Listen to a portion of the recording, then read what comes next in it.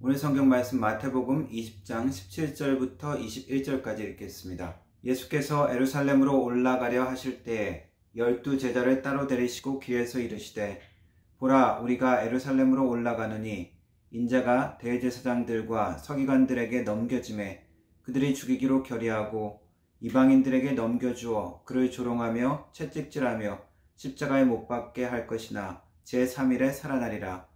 그때 세베대의 아들의 어머니가 그 아들들을 데리고 예수께 와서 절하며 무엇을 구하니 예수께서 이르시되 무엇을 원하느냐 이르되 나의 이 두 아들들을 주의 나라에서 하나는 주의 우편에 하나는 주의 좌편에 앉게 명하소서. 아멘.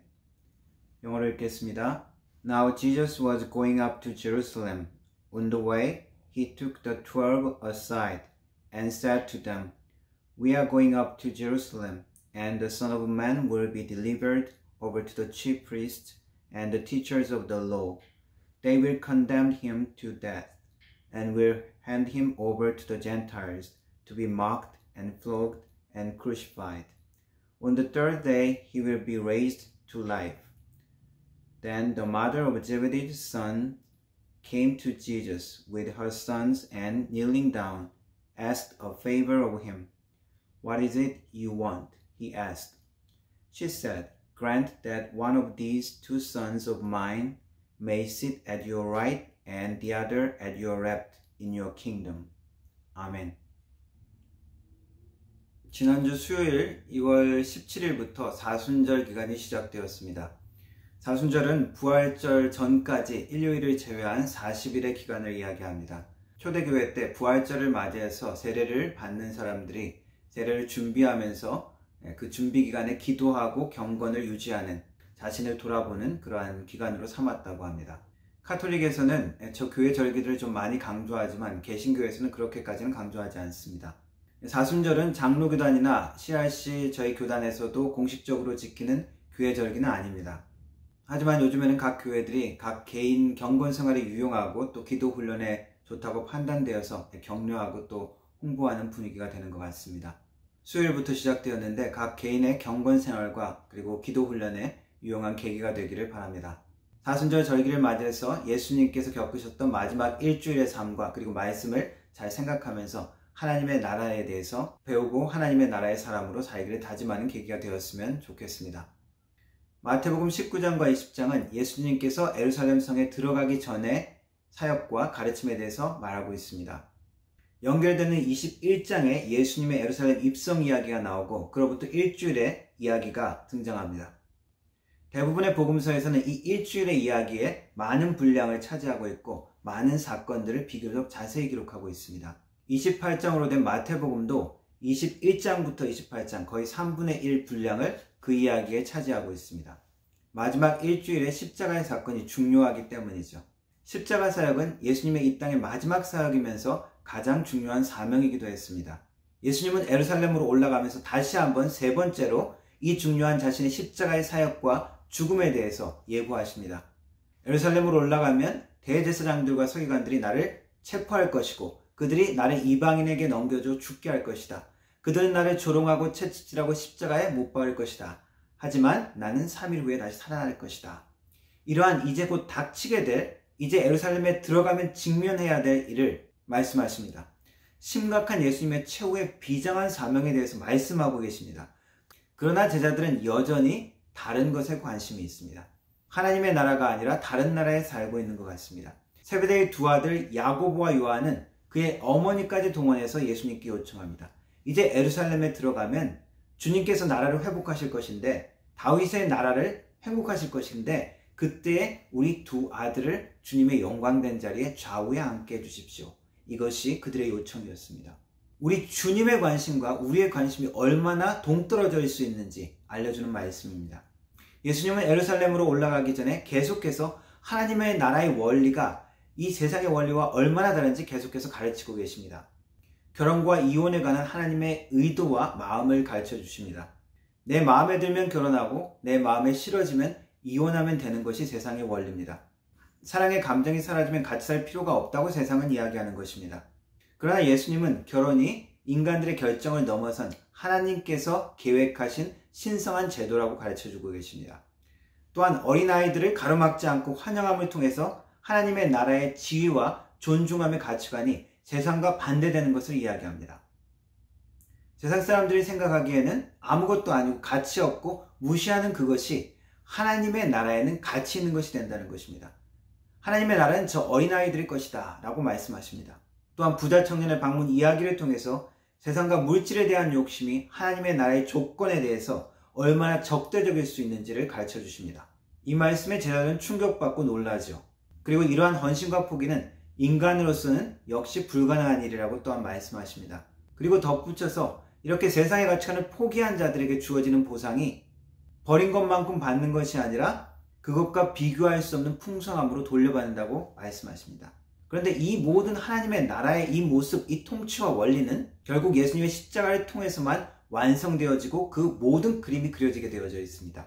왜냐하면 죄와 저주로 인한 사망과 멸망에 대한 요구를 인간이 가져오는 재물로는 만족시킬 수 없기 때문입니다. 그 저주에서 벗어난 하나님의 정의를 인간의 힘으로는 할 수 없다는 것이죠. 또한 하나님 아버지의 그 무한하고 놀라운 그 은혜와 사랑이 얼마나 큰 것인지를 완벽하게 보여주시는 것이 십자가였기 때문입니다. 하나님께서 우리에게 하고자 하는 말씀, 내가 너희들을 이만큼 사랑한다는 그 말씀을 우리는 십자가를 통해서 확인할 수 있습니다. 예수님은 지금 그런 하나님의 나라의 완성과 그 사명에 대해서 말씀하고 있지만 제자들의 관심은 다른 나라에 있다는 것입니다. 아마도 베드로가 예수님께 책망받은 이후에 야고보와 요한은 이때가 베드로를 제치고 예수님께 가장 인정받는 제자의 자리로 나갈 수 있다고 생각했는지 모르겠습니다. 많은 경우 우리의 안정감과 행복감은 비교하는 데서 올 때가 있습니다. 학생 같으면 시험을 치르고 성적을 받았는데 성적이 안 좋습니다. 근데 다른 애들도 못 쳤다 그러면 안심되죠. 그런데 점수를 또 잘 받았습니다. 90% 이상 받았습니다. 그런데 누구도 90% 받았다, 누구도 90% 받았다 그러면 별로 기쁘지가 않죠. 비교를 통해서만 행복감을 느끼는 경우입니다. 국뽕이라는 말이 있습니다. 우리 한국의 위대한 면을 이야기하면서 마약을 한 것처럼 만족해하고 좋아하는 그것을 말하죠. 적당한 자부심과 자존감은 필요합니다. 그러나 과도한 국뽕은 잘못된 우월감과 객관적인 가치 판단을 흐립니다.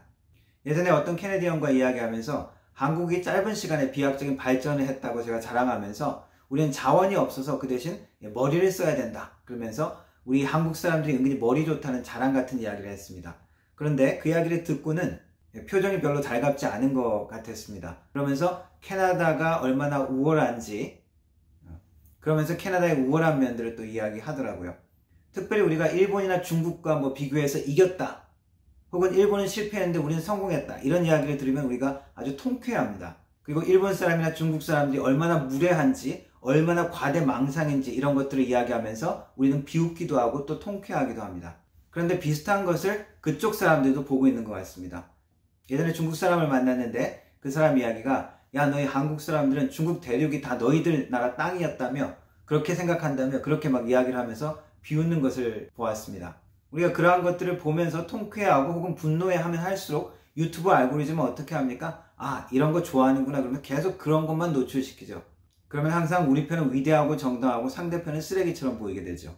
한편으로 이렇게 비교해서 오는 우월감, 상대방을 누르는 데서 오는 성취감, 이런 것은 본인 스스로의 자존감이 충분히 높지 않다는 의미가 될 수도 있습니다. 그리고 예수님께서 가르치는 하나님의 나라의 원리는 그렇게 비교함으로 우리의 인격과 가치가 결정되는 것이 아니라고 말씀하시는 것입니다. 우리는 신앙생활을 하면서도 비슷하게 비교를 통한 자기 자만과 자기 높임에 관심이 쏠려 있을 때가 많이 있습니다. 신앙의 모든 행위가 하나님이 아니라 나의 자랑을 위한 행위가 되어집니다. 교회 공동체 내에서도 얼마나 내 이름이 드러나느냐가 더 관심이 되어지는 것이죠. 다른 사람을 비판하고 누르면서 내가 높아지기를 원하는 것입니다. 야고보와 요한은 예수님의 이 말씀 전에 바로 포도원 주인에 대한 비유를 들었습니다. 어느 시간에 고용되었든지 똑같이 임금을 주는 주인에 대한 이야기죠. 세상 사람들의 눈에 보기에는 불공평한 것 같은 주인이지만 사실은 관대한 주인의 이야기였습니다.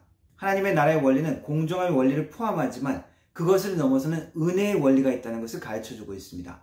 하지만 야고보와 요한, 제자들은 여전히 그것을 생각하지 못하고 있는 것입니다.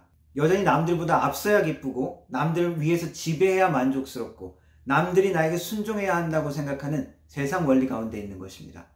주님은 다시 한번 하나님의 나라에 대해서 제자들에게 말씀합니다. 상대방을 사랑으로 세워주는 것이 기쁨이 되는 나라고 남을 존중하고 섬길 때 더 위대해진다는 것입니다. 내 것을 낭비하고 희생하고 나눌 때 풍성한 자가 되며 부한 자가 된다는 것을 가르쳐주고 있습니다. 용납하고 용서하는 자가 하나님의 은혜를 경험하는 자라고 가르쳐주고 있습니다. 야고보와 요한을 포함한 제자들은 여전히 세상 나라의 원리 가운데 하나님의 나라의 원리를 바라보지 못하고 있습니다. 영적인 눈이 아직 뜨이지 못하는 것이죠. 영적인 귀가 아직 열리지 않은 것입니다. 예수님의 제자들은 결국 예수님께서 십자가에 죽기까지 복종하시는 모습을 통해서, 그리고 부활의 영광으로 능력으로 다시 나타나시는 모습을 통해서 하나님의 나라를 진정으로 깨닫게 되어집니다. 그리고 성령의 능력을 통해서 그 하나님의 나라를 전파할 수 있는 자가 되어집니다. 우리에게는 이미 십자가에 대한 원리와 말씀이 주어져 있습니다. 오직 우리 속에서 일하시는 성령께 순종함을 통해서 하나님의 나라와 원리에 눈을 뜨고 거기에 순종하며 그 기쁨과 영광을 누리는 우리의 삶이 되기를 주님의 이름으로 축원합니다. 기도하겠습니다.